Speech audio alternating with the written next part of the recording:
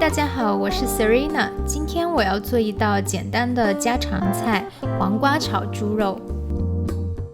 首先将肥瘦相间的猪肉切块，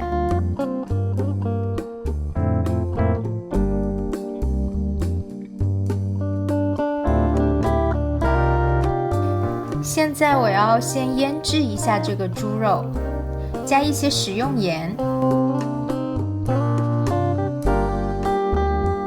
加一点酱油，加一点蚝油，再加一点料酒，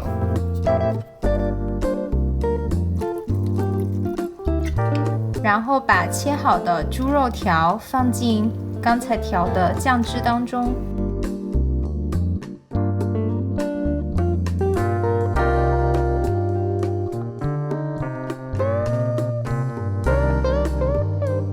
然后再加入一些淀粉，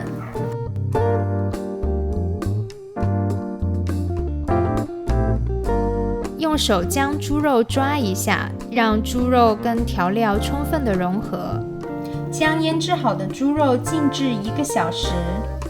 腌制猪肉的时候，可以切一些姜和蒜做准备。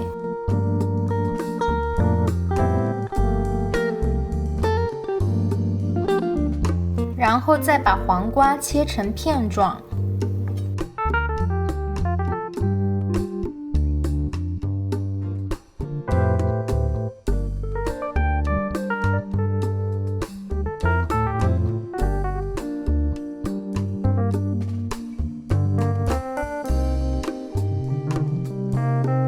猪肉腌制好以后，就可以开始炒菜了。将切好的姜片还有蒜瓣放入锅中，加入食用油。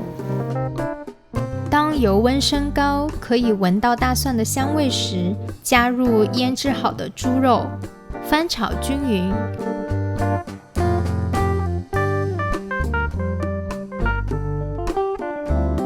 开大火，时不时的翻炒一下。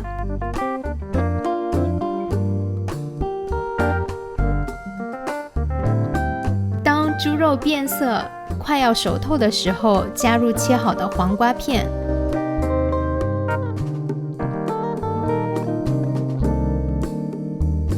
继续翻炒均匀。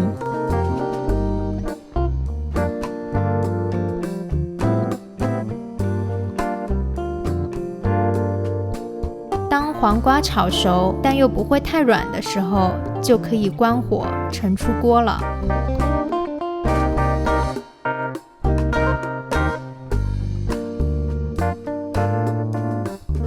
这道简单又美味的黄瓜炒猪肉就做好了。